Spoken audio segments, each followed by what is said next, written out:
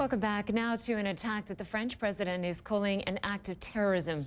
Here's a glimpse of what's left of the vehicles authorities say the suspect used to ram a chemical plant near Lyon. He also left the severed head of his boss hanging on a fence outside the plant.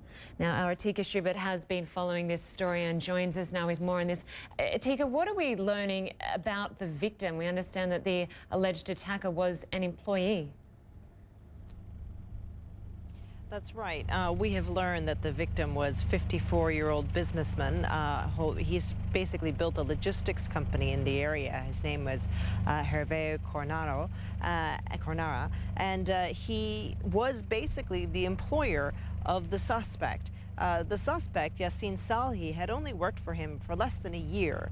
And so what investigators are looking at is the relationship between the two men, what had happened to trigger this attack. Now, it happened just about 100 meters down the road there. In fact, police have just opened the barricades now and are letting traffic through.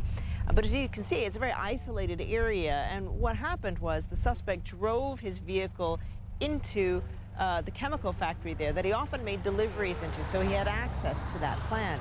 It was only after he drove his vehicle in, causing an explosion with gas canisters, that they then found the victim's body and later his head attached to the green fence that you see running behind me. Lynda?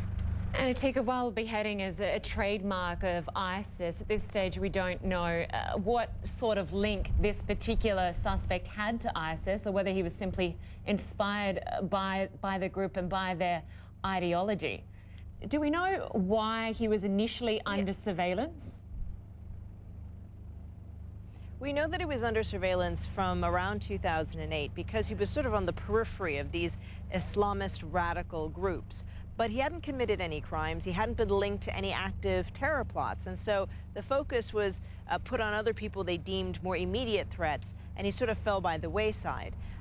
Now, that's why he was under surveillance. But we don't have any indication as of yet that he was in direct contact with ISIS or with another terror group like ISIS.